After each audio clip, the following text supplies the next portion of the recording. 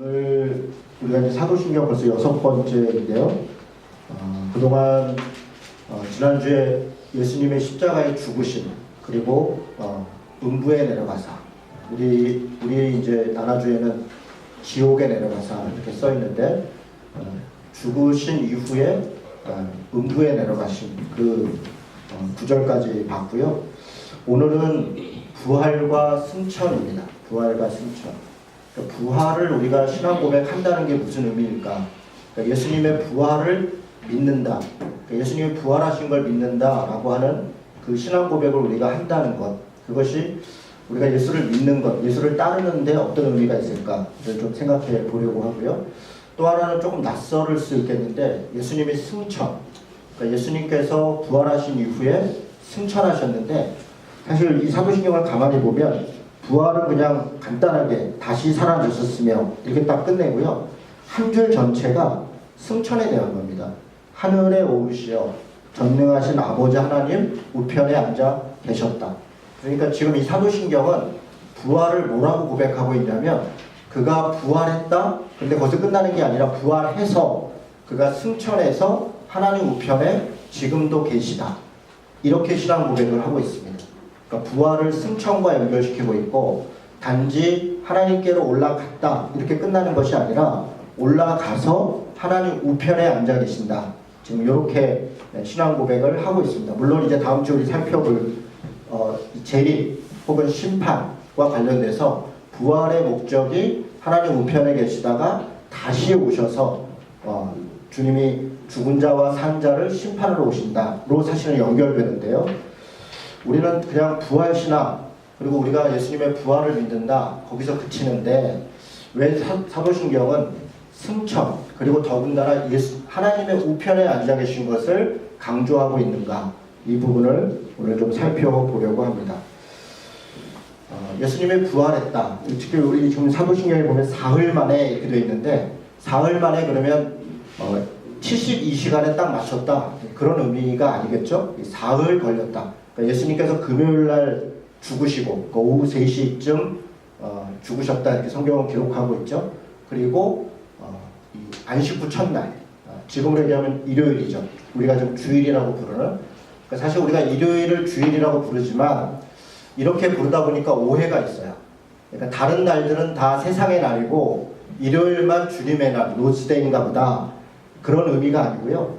우리가 일요일을 주님의 날, 주의 날 이렇게 부르는 것은 사실 부활의 날이다 라는 의미예요. 그리고 다른 날들도 사실 다 주의 날입니다. 다른 날들은 세상의 날, 세속의 날이 아니라 월요일, 화요일, 금요일 이 각각의 날들도 사실 어느 한 날도 하나님의 역사 속에 없는 날이 없고, 하나님이 함께하지 않는 날이 없고, 또 우리가 하나님께 예배하지 않아야 될 날이 없죠. 그런 의미에서 모든 날은 다 주의 날이고, 일요일도 주의 날이고. 그러니까 이 용어를 우리가 잘 써야 되는데요. 어느 대학이 본인들의 대학을 하나님의 대학이다 이렇게 이야기를 했어요. 물론 그 마음은 이해가 되죠. 모든 대학들 중에 하나님을 더욱 잘 믿고 하나님의 뜻을 잘 따르는 그런 교육을 하겠다라고 하는 의미라면 이해할 수 있어요. 그런데 우리 대학만 하나님의 대학이다 라고 생각한다면 큰 착각입니다. 예를 들어서 동국대학교는 불교대학이니까 불교적 재단을 배경으로 하고 있으니까 그럼 부처님 대학인가? 아니요. 모두가 다 하나님의 대학입니다. 그러니까 우리는 섣불리 순간적으로 세상과 교회를, 또 성과 속을, 육신과 영혼을 구분하려고 하는 생각들이 우리 안에 때때로 있습니다. 그래서 하나님과 관련된 어떤 직책 혹은 직업 혹은 하나님과 관련된 어떤 공간이라고 생각되는 곳은 거룩한 곳, 그리고 하나님이 관련되지 않을 것 같은 공간과 이런 것은 혹은 세상적인 것이라고 생각할 수 있는데, 성경의 가르침은 그렇게 얘기하는 게 아닙니다. 세상을 섬기라 그럴 때 세상을 사랑했다, 하나님이 세상을 이처럼 사랑하사 독생자를 주셨다 라고 할 때 세상 모든 것을 사랑한 겁니다. 그리스도인만, 교회만, 신자만 사랑한 것이 아니라 사실 세상의 모든 것 중에 하나님이 창조 가운데 벗어나 있는 것은 없습니다. 그런데 세상을 따르지 말아라, 세상을 본받지 말아라, 이 생의 자랑을 버려라 라고 할 때는 그때 그 세상은 우리말로 정확히 번역한다면 세속입니다. 세속적 가치를 이야기합니다. 세상 가운데 있는 탐욕과 욕심과 사단의 거짓의 아비를 따라 거짓말하고 억압하고 하는 것들, 바로 그런 세속적인 것들을 버려라, 그런 것들에서 벗어나라 이야기합니다.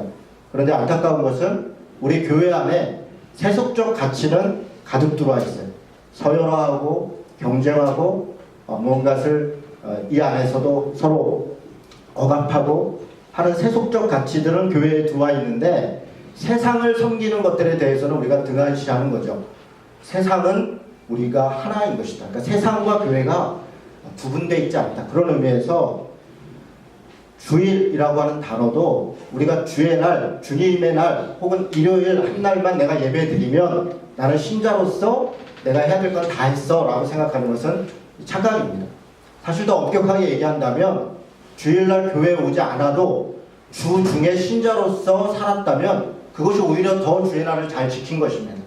엄격하게 얘기한다면 주일날 예배 드린 것은 하나님이 주일날 예배 드렸으니까 모든 걸 다 퉁칠 거야, 그걸로 끝났어, 그걸로 대속해 줄 거야 라고 생각한다면 여전히 우리는 유대교에 갇혀 있는 것입니다. 그것은 제사인 것입니다.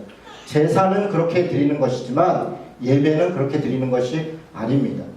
예배를 제사로 드리는 것이 아니라 예배는 우리의 삶을 하나님 앞에 경배하고 서로를 교제하고 또 같이 함께 나누고 하는 일종의 모임입니다. 이 예배에 특별한 의미가 있는가? 물론 특별한 의미가 있습니다. 예배를 통해 하나님께서 우리에게 주시는 말씀도 있고 깨달음도 있습니다. 그러나 예배만 가지고 우리가 신앙의 모든 것이다 라고 얘기한다면 예배를 오해하는 것입니다. 로마서 12장에 보면 삶의 예배를 얘기합니다. 제의적 예배, 우리가 지금 드리고 있는 것은 제의적 예배입니다. 일정한 형식을 가지고 일정한 절차를 따라서 우리의 마음과 우리의 신앙을 몇 가지 요소들의 의미를 부여해서 우리는 제의적 예배를 드립니다. 그런데 이 제의적 예배는 삶의 예배로 나아가기 위한 시작입니다. 우리가 지금 예배를 시작하는 것이에요. 그리고 예배가 끝나는 순간 우리는 예배가 이어지고 있는 것입니다. 그리고 어떤 면에서 제의적 예배는 삶으로 드리는 예배에 대한 마침표입니다. 마지막입니다. 모아서 일주일 동안에 내가 살았던 삶을 돌아보면서 지었던 죄를 회개하고 기뻤고 감사했던 것을 감사하고 여러 가지 것들에 대해서 내 삶의 여러 가지 기쁨과 감사와 때로는 슬픔과 어려움과 이런 것들을 다 모아서 하나님 앞에 토로하고 때로는 성도들과 그것을 나누고, 이런 면에서 삶의 예배와 죄의적 예배는 하나로 가는 것입니다. 주의 날 주님이 부활하셨습니다. 그런데 제가 한번 질문 드리면 토요일 날은 어떻게 됐을까요? 우리는 예수님이 죽음과 부활을 강조하는데 죽음은 금요일입니다. 그래서 성금요일이라는 용어를 씁니다. 금요일 날을. 그래서 때로는 금요일을 우리가 고난주간이 되면 성금요일을 지키는 그런 행사를 합니다. 그러니까 뭘 태운 잿가루를 가지고 머리에 이렇게 바르기도 하고 또 몸에다 바르기도 하고 이런 것들을 통해서 주님이 나를 위해 죽으셨다는 것을 기념하는 성금요일 행사를 많은 교회가 하고 있습니다. 또 주일날은 부활절이니까 우리가 부활절을 기뻐하고 감사하고 그런 기쁨의 예배를 때로는 기억의 예배를 부활절에 합니다. 그렇다면 토요일은 어떨까요? 금요일은 성자가 붙고 주일도 주의 날에는 성스럽다는 의미를 붙는데 죽은 상태인 토요일은 어떤 날일까요? 토요일은 성토요일 이렇게 붙이면 좀 이상하죠? 그런데 주님이 죽으신 다음에 우리가 지난주에 본 것처럼 음부에 내려가서 주님은 뭘 하셨냐면 죽은 상태로 가만히 있었던 것이 아니라 우리가 음부에 내려가서를 고백하는 것은 그 죽음의 공간까지도 어둠의 공간까지도 마지막 끝이라고 하는 그곳까지도 주님이 내려가서 하나님의 복음을 그들의 영혼을 살리는 일에 최선을 다해서 죽음의 공간까지도 자신이 죽어서까지도 주님은 그 토요일에도 일하셨다는 겁니다. 마찬가지로 우리는 토요일날 금요일날 주님이 죽으셨고 주님이 주일날 부활하니까 토요일은 그러면 가만히 있는가? 아니요. 토요일날 시장에 가보면 수많은 사람들은 장사를 하고 있어요. 여전히 문거를 팔고 또 많은 사람들은 필요한 걸 사고 있고, 병원에 가면 수많은 아픈 사람들이 병원에 있습니다. 우리의 모든 삶의 자리에 토요일은 일상과 같은 것이에요. 사실 금요일만 거룩한 날이 아니고 주일만 부활의 거룩한 날이 아니라 우리가 죽음의 시간이라고 생각하는 그 고독의 시간이라고 생각하는 토요일도 사실 우리에게 있어서는 일상을 살아가는 날이라는 거예요. 왜 이 말씀을 드리는가? 우리가 죽음을 경험해야, 지금 사도신경은 4번의 죽음에 대해서 이야기합니다. 부활에 대해서 우리가 부활신앙을 강조하고, 저는 사실 성탄절보다 부활절이야말로 우리 기독교를 대표하는 절기라고 그렇게 생각하고 믿습니다. 왜냐하면 주님이 사람으로 오셨던 어떤 날, 물론 의미 있는 날이지만 우리에게 있어서 정말 중요한 날은 예수님이 나를 위해 죽으시고 그 죽음에서 그친 것이 아니라 그 죽음을 이기고 깨고 그리고 부활하셔서 새로운 생명에 대한 확신을 주시고 우리도 부활할 수 있다는 그 소망을 자신의 부활함을 통해서 보여주신 날, 이것만큼 기독교의 기독교다움을 설명하는 날은 많지 않을 것 같습니다. 그래서 저는 부활절이 대단히 의미 있다고 생각합니다. 그래서 우리 기독교도 부활절을 정말 의미 있게 지냅니다. 정말 많은 시간들을 준비하고 여러 가지 것을 통해서 부활을, 기쁨을 이야기합니다. 그런데 금요일날 죽으셨고 그 죽음을 통해서 부활, 그러니까 부활에 가기 전에 우리는 4번의 죽음을 생각해야 된다라고 말씀드렸는데, 우리는 죽음을 생각한다는 의미는 무엇인가? 저는 토요일의 삶을 위해서이다, 이렇게 말씀드리겠습니다. 조금 현학적인 말씀을 드립니다. 무슨 얘기냐면, 우리가 왜 이 땅에서 나로 살지 않고 주님을 위해서 사는 죽는 존재로 사는 것인가? 그것은 새로운 삶을 살기 위한 것이다. 토요일의 삶 때문에 우리는 금요일날 죽은 것이고, 토요일의 삶을 통해서 우리는 주일날 부활한 것이다. 제 이 표현들이 잘 전달됐는지 모르겠습니다. 저는 토요일도 성스러운 날이다, 월요일도 성스러운 날이다, 그런 의미에서 토요일, 우리가 일상을 살아가는 날, 그날에 우리의 죽음의 흔적이 남아있는 것이고 죽음의 고통이 묻어있는 것이고 부활의 영광이 바로 그 토요일의 삶 가운데 있는 것이다, 그렇게 말씀드리겠습니다. 우리가 사도신경의 죽음과 부활을 고백하는 것, 그것은 우리의 일상의 삶에서 주님의 제자로 삶을 살아가는 것, 그 토요일의 삶에 의미가 있다, 이렇게 이야기하고 싶습니다. 부활에 대해서 가장 잘 표현하고 있는 성경이 고린도전서 15장입니다. 여러분, 우리는 성경을 읽다 보면 때때로 이제 별명처럼 부르는 장들이 있어요. 예를 들어 지난번에 우리가 고린도전서 13장 한번 전체적으로 살펴봤는데, 그 성경의 별명은 뭐였어요? 사랑장, 그렇죠? 히브리서 11장 믿음장, 이게 딱 나오잖아요, 그죠? 마찬가지로 고린도전서 15장 그러면 부활장, 이렇게 이야기합니다. 그러니까 부활에 대해서 가장 많은 부분을 설명하고 있고, 부활의 참된 의미가 무엇인가를 아주 직설적인 언어로 이야기해요. 예를 들면 부활이 없다면 우리 믿음이 다 헛것이다, 우리가 여기 와서 예배드리는 것 다 쓸데없는 것이다, 우리가 예수를 믿고 무언가를 절제하고 무언가를 양보하고 무언가를 참고 사는 것들이 다 소용없는 것이다, 부활이 없다면 우리는 이 땅에 가장 불쌍한 사람들이다, 이렇게 표현하는 게 고린도전서 15장입니다. 그렇죠. 부활이 무엇이기 때문에.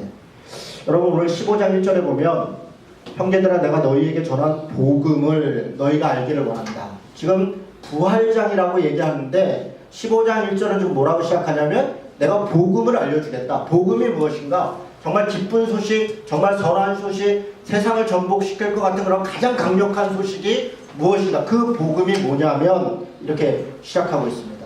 그리고 2절은 그 복음을 뭐라고 얘기하냐면 구원이다. 너희가 만일 내가 전한 그 말을 굳게 지키고 헛되이 믿지 아니하였으면 그로 말미암아 구원을 받을 것이다. 그러니까 지금 고린도전서 1장은 복음에 대해서 이야기해 줄게. 복음이 뭐냐면 복음은 구원이야. 우리가 이 땅 가운데서 영혼이 혹은 삶이, 우리의 인생이 완전히 새로워지는 것이야. 죽음에서 어둠에서 생명으로 옮겨진 것이야. 그 구원이 곧 복음이야, 이렇게 얘기합니다. 아, 복음이 구원이구나. 그런데 그 구원은 어디로부터 오는가? 복음의 소식의 내용은 뭔가? 복음의 내용이 뭐기 때문에 그것을 우리가 믿으면 구원을 받는가? 내 절박함 가운데에서, 내 완전히 죽은 절망 속에서 나는 새로운 생명을 얻게 되는가? 그 내용이 무엇이기 때문에, 그것이 3절과 4절의 내용입니다. 3절 4절 이렇게 되어 있습니다. 다시 한번 같이 읽어볼까요? 자, 시작. 내가 받은 것을 먼저 너희에게 전하였더니 이는 성경대로 그리스도께서 우리 죄를 위하여 죽으시고 장사 지낸 바 되었다가 성경대로 사흘 만에 다시 살아나사. 지금 복음이 뭐냐면, 복음의 내용이 뭐냐면, 복음을 믿으면 구원받는데 그 내용이 뭐냐면 하고 설명하는 게 그의 죽으심과 부활. 그러니까 복음의 내용이 뭐냐면 그가 죽었다, 그리고 그걸 우리가 믿었다, 그리고 그가 부활했다, 그리고 그걸 우리가 믿는 것이다. 이게 복음이라는 거예요. 우리가 예수를 믿는다는 것은 우리는 십자가를 믿는다 이렇게 얘기하지만, 물론 그렇습니다. 이 죽음이라는 단어가 십자가를 상징하는 것이죠. 그러나 우리의 믿음은 단지 십자가에서 죽음만 믿는 것이 아니라 십자가를 깨고 그 죽음의 그늘과 그 억압을, 그 사망의 고통을 깨고 다시 부활하는 것, 새로운 생명으로 나아가는 것, 그것을 믿는 것이 곧 복음이고 구원이다, 이렇게 이야기하고 있습니다. 죽음, 십자가를 알겠고, 그럼 복음, 부활을 고백한다는 건 무슨 의미일까? 우리가 부활신앙으로 산다는 건 무슨 의미일까? 앞으로 조금 더 이따 다시 이야기하겠습니다. 이 구절에서 근데 저는 조금 약간 의아한 구절이 하나 있어요. 그게 뭐냐면 성경대로라는 단어입니다. 여러분, 성경대로 한번 여러분 생각해 보세요. 구약 성경에 지금 이 신약학자들, 이 신약 백성들은 다 이때 당시에 이 신약 성경이 없는 거잖아요. 복음서도 없는 거고, 이 고린도전서가 사복음서보다 더 먼저 쓰였습니다. 그러니까 여기 지금 복음서가 없어요. 성경이라고 할 만한 게 없어요. 그리고 실제로 신약 성경은 380년대 그 어간에 확증이 됐어요. 그러니까 성경대로 여기 신약 성경이 아니에요. 온갖 부활을 얘기한 그것과 전혀 관계없어요. 구약 성경이에요. 여러분, 구약 성경에서 부활에 대해서 이야기한 성경 구절 생각나는 거 있습니까? 한번 이렇게 생각해 보세요. 예수님의 부활, 아니 뭐 다 떠나서 그냥 어떤 부활에 대해서 다시 산다, 이런 개념을 설명한 성경 구절 혹시 생각나는 거 있으세요? 시편 16편의 4절에 그것이 다시 사는 것을 얘기하는, 그렇습니다. 거기 하나 있습니다. 또 이사야서에도 하나 있습니다. 누군가가 다시 새로운 소망으로 살 것이다 라는 이야기죠. 그런데 그것이 주님의 부활을 예고하고 있는 말씀은 또 아니에요. 그러니까 성경대로 예수님이 살았다 그러는데 그것은 그냥 일반적인 얘기를 하고 있죠. 그리고 구약에서 결정적으로 부활에 대해서 이야기하는 게 다니엘서 12장 2절입니다. 다니엘서 12장 2절 말씀을 제가 한번 읽어드리겠습니다.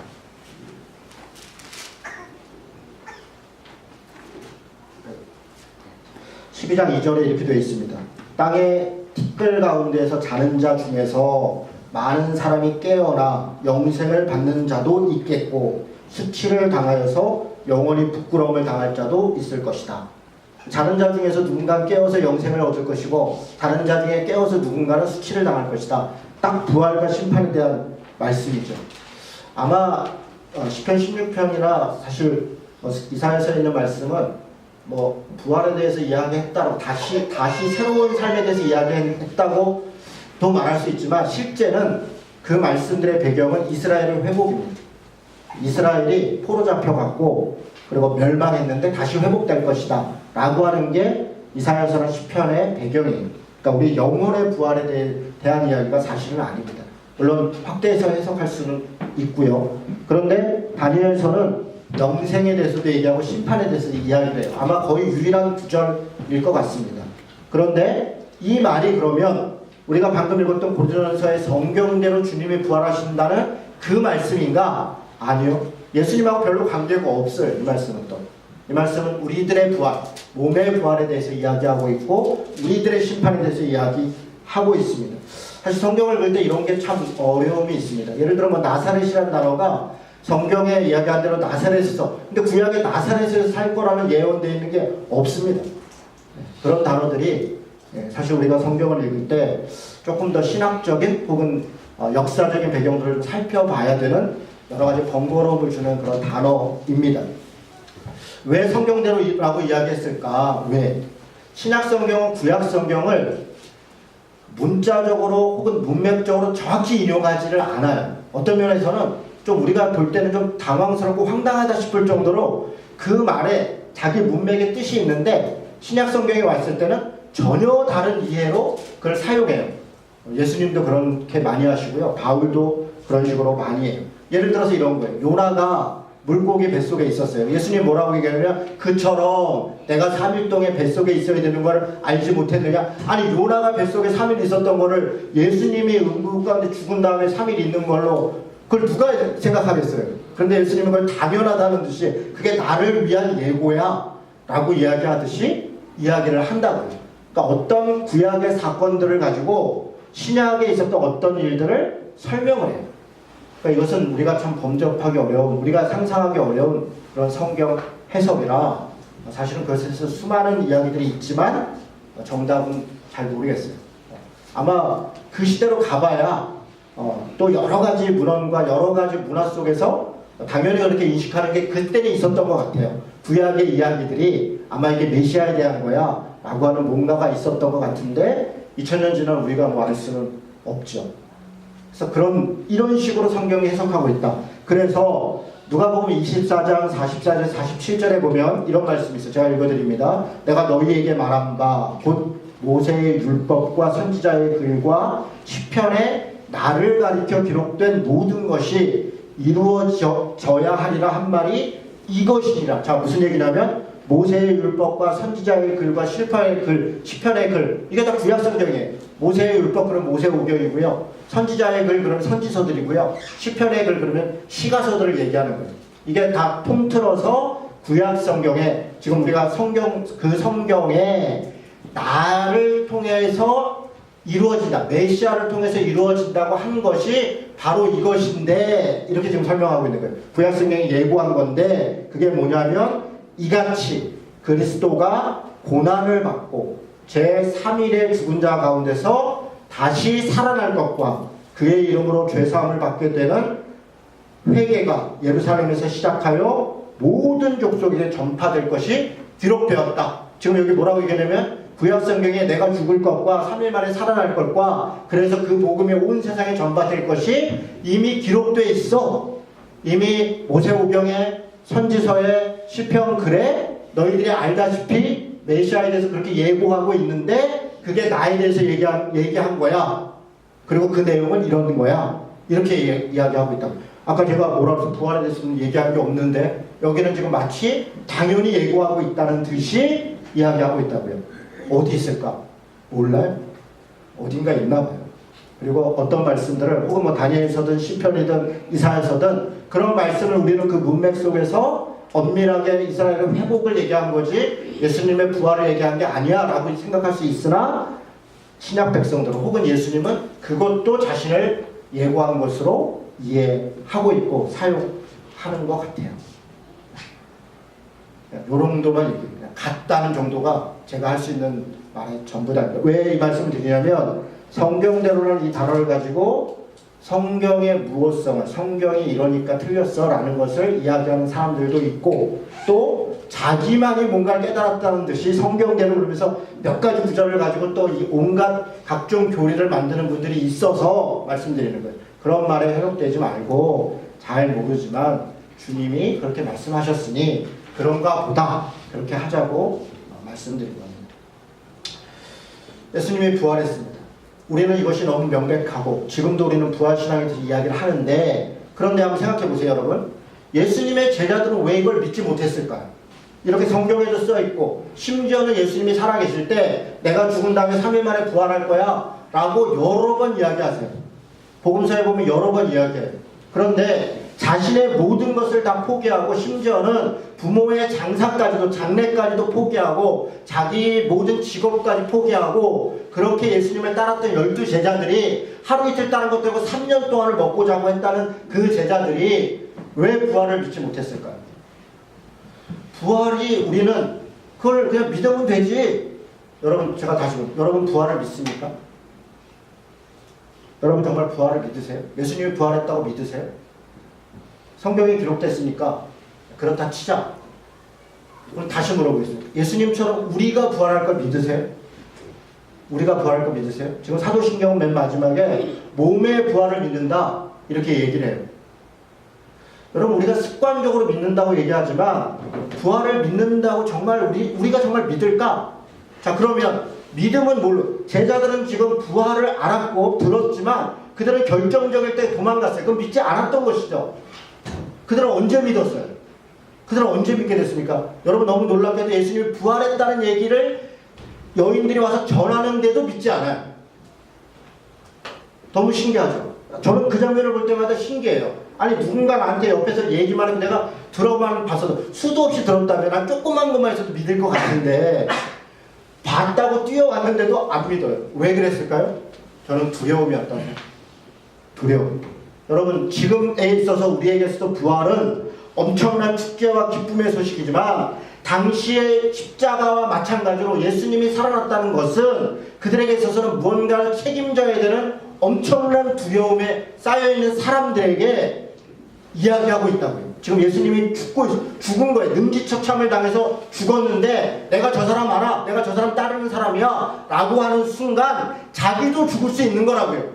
자기의 모든 것을 포기해야 되는 것, 그게 부활에 대한 신앙 고백이고 그게 죽음에 대한 신앙 고백이라는 거예요. 지금 우리는 그냥 부활을 믿어, 십자가를 믿어 라고 해도 아무런 손해를 안 본다고요. 누가 나한테 뭐라 하지 않는다. 그래, 잘 믿어. 너나 믿어. 그리고 어떤 면에서 우리는 부활 신앙 때문에 우리가 예수님이 부활했더니 나한테 이런 복도 있고 이런 복도 있고 이렇게 해서 잘 됐어 라고 우리 스스로 위로를 얻는다고요. 그래서 우리는 부활 신앙을 믿는데 오히려 십자가를 못 믿을지언정 예수님이 부활했다는 것을 철떡같이 믿고 싶고 믿어야 되는 거죠. 그게 우리의 신앙의 욕망이죠. 그런데 예수님 시대에는, 이 시대에는 부활을 믿는다는 것은 십자가의 죽음을 믿는 것과 같은 거죠. 그만큼 모든 것을 다 포기해야 되는. 그래서 예수님의 제자들은 예수님이 부활했다는 데도 숨어 있었잖아요. 숨어 지내는 거예요. 엠마오로 내려가는 두 제자가 모든 걸 포기하고 낙심 가운데 고향으로 돌아가고 있었던 거예요. 그때 예수님의 부활하신 자가 왔음에도 불구하고 못 알아보는 거예요. 설마? 전혀 알 수 없는 거예요. 온갖 두려움에 쌓여있는 것이죠. 우리가 부활을 믿는가? 왜 제자들이 부활을 믿지 못했는가? 사실 저는 엄밀히 보면 우리도 부활을 못 믿고 있다고 생각해요. 우리의 신앙의 삶을 보면 사실 우리가 믿는다는 것은 산다는 것인데 정말 우리는 부활한 사람처럼 살고 있는가? 예를 한번 들어보죠. 이런 거예요. 시험을 앞두고 있는 사람이 잘 될까 말까 두려움이 있는 거예요. 이 시험 하나로 내 인생이 결정될 수 있다. 이게 입사 시험이든 뭐 대입 시험이든 뭔가 두려움이 있는 거예요. 부활을 믿는 신앙은 어떤 걸까요? 부활을 이 일에 대해서 그 두려움 속에서도 내가 최선을 다하고 그리고 그래 내가 이렇게 하면 될 거야라는 그 결과와 관계없이 평안한 것이에요. 되든 안 되든 그것이 우리의 인생을 붙잡고 우리의 인생을 좀먹는 것이 아니라 나는 내 할 일을 하는 거다. 저는 부활신앙은 그렇게 일상의 토요일을 사는 신앙이다. 이렇게 말씀드리는 거예요. 어떤 억압이나 협박이나 혹은 미래의 장래에 대한 두려움이나 각종 이런 것들 속에서 우리가 왜 믿음의 용기를 내지 못하는가? 사실은 우리가 부활을 믿지 않기 때문에 어떤 면에서는 죽는 것이 두렵기 때문에 많은 분들이 저한테 이렇게 물어요. 왜 하나님은 그 어린아이들을 죽였어요? 왜 하나님께서는 그 죽음을 허락했어요? 제가 그럼 이렇게 거꾸로 왜 죽는 것은 꼭 나쁜 것이에요? 제가 아주 독하게 물론 죽음의 앞에서 어떤 죽음의 병에 걸려서 목사님 기도해 주세요. 정말 하나님 앞에 내가 정말 두려워야 할 때 제가 정말 내가 아픈 것처럼 함께 내가 붙잡고 기도할 수 있고 그 마음이 절절해요. 그러나 정말 혹시 하나님의 뜻이라면 하나님이 고쳐줄 수 있다면 그 고통에서 벗어나게 해줄 수 있다면 우리가 열심히 기도하는 건 당연하죠. 그러나 다시 한번 생각해요. 꼭 왜 병이 낫는 것이 하나님의 뜻이냐고요. 우리가 왜 죽으면 안 되느냐고. 어려서 죽은 자는 왜 늙어서 죽은 자보다 더 불행한 자냐고요. 그것이 누구의 생각이냐고요. 예수님이 33살에 돌아갔으면 세상에서 가장 불행한 자입니까? 여러분 그 생각들을 우리 생각대로 우리는 복된 사람은 이런 사람 건강하고 키도 크고 잘생기고 돈도 많고 똑똑하고 다 이런 사람이 하나님의 은혜를 받았다고 생각하는 거예요. 키가 작고 못생기고 공부도 잘 못하고 대학도 잘 못 갔고 직장도 비리비리하고 그러면 하나님의 은혜가 없다라고 생각한다고요. 장애를 가진 사람은 하나님께 뭔가 저주를 받았다고 말하지 않지만 우리 속으로 생각한다고요. 정말 그런가? 정말 그런가? 그렇지 않다는 거예요.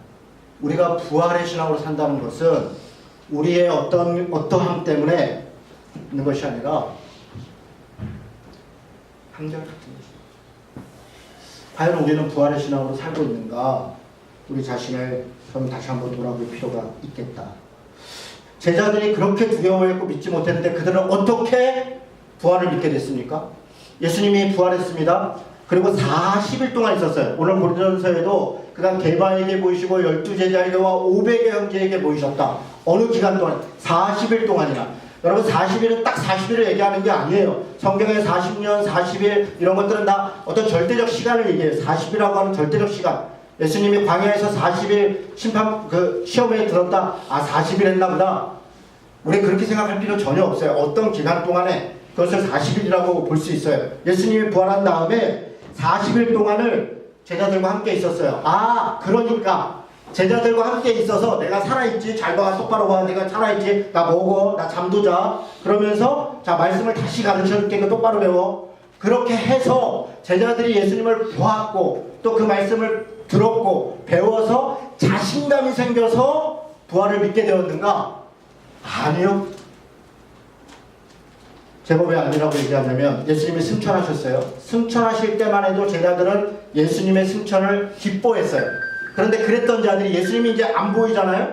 그 다음에 그들이 했던 태도는 마가의 집에 다락방에 숨어서 기도하고 있는 거예요.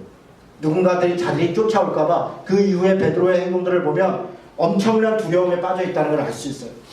그런 자들이 어떻게 바뀌었어요? 오순절에 성령이 임했어요. 성령이 임하시니까 그들이 하나님의 은혜를 경험하고 더 이상 자신들이 갖고 있는 지식과 자신들이 갖고 있는 경험과 어떤 두려움과 수치심이 더 이상 아무 문제가 아니라는 것을 알게 되었어요. 어떻게 해요? 성령이 그것을 알게 하셨어요. 성령이 충만하여서 자기 스스로를 뛰어넘는 그런 삶을 살게 된 것이에요. 두렵지만 두렵지 않은 삶을 살게 된 것이에요. 수치심이 있지만 수치스러워하지 않는 삶을 살게 된 것이에요. 죽음이 두려웠는데 죽음 앞에 이제는 팔을 벌려서 차라리 죽겠다 이렇게. 스데반의 그 성령 충만함이 그가 어떤 것을 결심하고 확신해서 그래 내가 이 돌을 맞으면 나는 하나님 나라 갈 거야 그런 자기 확신에서 나온 것이 아니라 성령이 충만하여 하나님의 사랑으로 하나님께서 그를 붙잡고 있고 그 성령 충만함을 경험할 때 우리는 그것을 뛰어넘게 되는 것입니다. 부활을 믿는가 부활대로 사는가 제가 이야기를 했어요. 그런데 살 수 없다. 믿을 수 없다. 그래서 우리는 하나님 앞에 성령을 구합니다. 승천의 역사가 바로 그 이야기를 하는 거예요. 하나님이 승천하셨어요. 그리고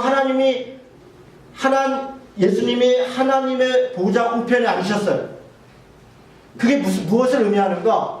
여러분 요한복음에 보면 예수님께서 승천에 대해서 얘기할 때는 내가 가면 또 다른 보혜사를 너희에게 보낼 것이다. 내가 가서 너희들이 함께 있을 집을 마련할 것이다. 주님이 승천하시는 목적은 딱 두 가지라고 했어요. 하나님의 나라에 너희들이 함께 할 수 있도록 내가 준비할 것이다. 내가 너희들이 하나님의 나라에 올 수 있도록 내가 먼저 그 죽음을 경험하고 그 하나님의 나라에 있을 곳을 예비할 것이다. 이게 첫 번째 목적이에요. 두 번째는 내가 가는 것으로 그치는 것이 아니라 또 다른 보혜사가 뭐예요? 성령이죠. 보호하시고 은혜를 주고 사자는 가르칠 사자예요. 우리를 보호하시고 우리에게 은혜를 주시고 우리를 날마다 가르치시는 그 성령이 임하신다는 거예요. 그래서 우리가 승천을 고백한다는 것은 사실 주님이 떠나서 나와 함께하고 있지 않다는 것을 고백하는 것이 아니라 주님이 나와 함께하고 있다. 근데 왜 하나님 우편이에요? 여러분 보좌라고 하는 거 오늘 우리가 찬양도 했지만 보좌, 여러분 하늘 어디 가면 보좌가 있을까요? 그리고 하나님이 승천했으면 저 천국 저 어디 공간에 있을까요? 이건 다 비유예요. 여러분 이건 다 비유예요. 지금 하늘로 갔다. 당시 시대 사람들은 하늘은 세 가지로 봤어요. 스카이가 있어요. 그냥 눈에 보이는 하늘이에요. 스페이스가 있어요. 우주 공간 같은 데요. 그리고 해군이 있어요. 해군은 천국. 그래서 3층 천이라고 생각했어요. 그런데 우리가 지금 과학이 발달한 지금 시대에 저 우주가 세 개로 돼 있을 거라고 생각하는 사람 아무도 없어요. 저 우주 끝에 가면 그 너머에 천국이 있다? 그렇지 않아요. 그럼 땅속에 있다? 땅속에 무슨 지옥이 있다? 그렇지 않아요. 지금 하늘로 갔다는 건 하나님께로 갔다는 거예요. 하나님께로 갔다. 하늘이라고 하는 단어는 어디 눈에 보이는 어떤 공간으로 갔다는 것이 아니라 하나님께로 돌아갔다는 거예요. 왜? 주님은 하나님으로부터 온 거예요. 하나님으로부터 보내심을 받은 주님이 이 땅에 자기 종의 형체로 자기를 완전히 비하하여서 그렇게 왔던 주님이 이제 다시 하나님으로 돌아간 거예요. 그런데 왜 우편이에요? 여러분 구약성경에는 오른쪽, 지금 우리도 그런 문화가 있죠. 오른쪽은 옳은 것이라는 문화가 있어요. 이거는 문화예요. 왼편이 옳지 않은가요? 아니요, 왼편도 옳아요. 저는 왼손 타자, 저 야구 좋아하잖아요. 왼손 타자들이 정말 더 잘 치더라고요. 왼손 타자들이 가장 희귀해요. 왼손 투수는 아직 없어서 못 데려가요. 제가 만약 우리 애들이 야구한다 그러면 왼손으로 연습하라 그러면 이종범이 아들이 그 야구한다 그러니까 왼손으로 연습하라. 왼손으로. 그러면 네 자리는 있을 거라고. 아주 지혜로운 얘기죠. 왼손이 희귀할 뿐이지 이게 옳다 그러다가 아니에요. 그런데 이 문화 속에서는 오른편이 옳은 것이다. 왜 보좌예요? 보좌는 다스리는 곳이에요. 우리 그 법회 위에 이렇게 의자가 있었어요. 법회 위에 뚜껑이 있었다고요. 그걸 보좌. 보좌라는 말 자체가 우리말로 번역하면 의자예요. 의자가 있었다는 거예요. 시은 자, 시은 소. 소자가 자리 소자예요. 그 자리 소자. 시은 소. 그러니까 하나님이 임재하는 거기에 앉아있다고 생각했어요. 앉아서 뭐 하세요? 구경하고 계세요? 아니요. 다스린다는 거예요. 통치하신다는 거예요. 하나님께서 이 세상을 통치하고 있다. 주님이 하늘로 가셨고 그 오른편 보좌에 앉으셨다는 것은 주님이 지금도 살아계셔서 우리를 통치하고 있다는 거예요. 성령을 통한 성령과 함께. 이게 우리가 승천을 믿는 거예요. 우리가 부활신앙을 믿고 승천을 믿는, 그래서 수치심과 두려움과 때로는 어떤 손해를 감수할 수 있는 그 고백이 어디에 있는가? 주님이 살아계시다는 거예요. 주님이 그때 죽어서 그리고 끝났다는 것이 아니라 부활하셨다는 거예요. 그리고 승천하셔서 여전히 우리의 역사 가운데, 우리의 삶 가운데 함께하고 있다는 거예요. 그걸 고백하는 것이 부활과 승천에 대한 신앙 고백인 것이에요. 그래서 우리도 마지막 날에 부활할 것이다.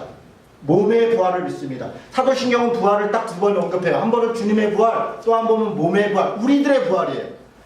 사도신경은 부활을 고백하는데 주님이 부활하셨다. 마찬가지로 우리도 부활할 것이다. 여러분, 절망과 낙심과 죽음과 지금 그런 가운데 있는 사람이 있을 수 있어요. 내 앞길은 도대체 어떻게 될 것인가? 나는 어떻게 살아야 되는가? 그 온갖 죽음의 공간에 주님이 말씀하시는 거예요. 주님이 부활했다라고 하는 거예요.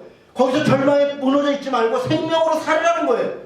지금 내가 당장 무엇이 잡히지 않고 무언가 이루어지지 않는다 할지라도 우리는 주님을 믿는 자들이라는 거예요. 그래서 부활신앙으로 살자는 거예요. 당당하게 살자는 거예요. 여러분, 제가 건작동에 갔더니 많은 작은교회 목사님들이 기대를 갖고 부산에서 뭐 순천에서 대구에서 온갖 목사님들이 오셨어요. 저한테 물어봐요. 작은교회 목사가 가져야 될 성품이 뭡니까? 이렇게 물어서 제가 한번 생각해 봤어요. 작은교회 목사가 가져야 될 게 뭘까? 뭐 온유함도 있고 뭐 인내도 있고 뭐 특히 인내는 너무 중요해요. 참아야 되니까. 그런데 저 생각에 딱 두 가지가 생각해요. 첫째는 배워야 된다. 배우는 자세. teachability. 무언가를 누군가에서 배우려고 하지 않으면 조금 더 성장할 수 없다. 조금 더 성숙할 수 없다. 아무리 하찮은 것에 대해서도 배우려고 한다면 뭐든지 배울 수 있다. 끊임없이 배우려고 하는 자세가 저는 중요하다. 두 번째로는 저는 당당함이라고 했어요. 당당함. 내가 작은 교회이기 때문에, 내가 이렇기 때문에, 내가 저렇기 때문에 열등감에 빠져있고, 물론 교만해서도 안 되겠으나 열등감이 우리를 죽여요. 우리를 좀먹게 해요. 비교의식과 각종 그 비교의식들, 그 경쟁의식들, 경쟁 안 하면 되잖아요. 경쟁 안 하면 돼. 비교 안 당하면 되잖아요. 비교하는 사람들이 비교하라고. 난 안 당하면 되잖아요. 그냥 나는 나예요. 그러면 목사라고 하는 그 직분에 대한 존귀함, 그거 하나로도 우리는 스스로가 하나님 앞에 감사하고 내가 종이구나, 그렇게 당당하게 살 수 있는데 패배감에 빠져있다고, 절망감에 빠져있다고요. 그래서 이렇게 당당하게 삽시다. 그리고 그렇게 하지 못할 것 같으면 때려칩시다. 아이고 뭐 그냥 찌질하게 사냐. 우리도 한 세상 사는데, 하나님 나라 어차피 가는데. 당당하게 가는 거예요. 배우려고 하는 자세를 잃지 않고. 여러분 부활 신앙을 갖는다는 건 저는 그런 생각해요. 우리가 각종 여러 가지 것에 뭐 때로는 낙심하고 때로는 절망하고 때로는 아내랑 잠깐 다툰 다음에도 나 같은 놈이 살아서 뭐하나 내가 이걸 정말 해야 되나 그런 심정이 있고 아들내미 하나 뭐 이렇게 데리고 그러면 아 내가 애 하나도 못 키우는데 내가 되겠나 이런 마음들이 들지만 그러나 그것이 다 우리를 속이는 거예요. 그것 때문에 우리가 하나님 나라 가는 것이 아니잖아요. 우리는 그냥 내 길을 가는 거예요. 저는 그게 부활신앙입니다. 주님이 여전히 나와 함께하고 계시다. 그래서 내 할 일 담당하면 되는 것이다. 말씀을 마치겠습니다. 길게 이야기할 것들이 많이 있으나 그러나 뭐 다 같은 이야기 드리고 필요한 분도 글로 보시고 여러분 부활신앙으로 삽시다. 승천하심을 믿고 삽시다. 뭐 다른 거 다 이따 저는 그냥 당당하게 삽시다. 나는 나답게 삽시다. 비교당하지 말고 비교하지 말고 뭐 때문에 괜히 이렇게 위축되지 말고 패배감에 쩔어 살지 말고 특히 남자들 제가 뭐 여성들 뭐 그런데 왜 남자를 얘기하는가 저한테 이렇게 물어봐요. 여자는 어떤 남자를 좋아할까요? 모르겠어요. 근데 제 경우에는 제 아내가 저를 선택한 이유는 당당함이었던 것 같아요. 아무것도 없는데 뭔가 좀 있어 보이는 거예요. 내가 책임질게. 내가 책임질게. 나랑 같이 살자. 너 나랑 사귀자. 정말 그랬어요. 저희 어머니가 어찌 살 건가 믿음으로 살겠습니다.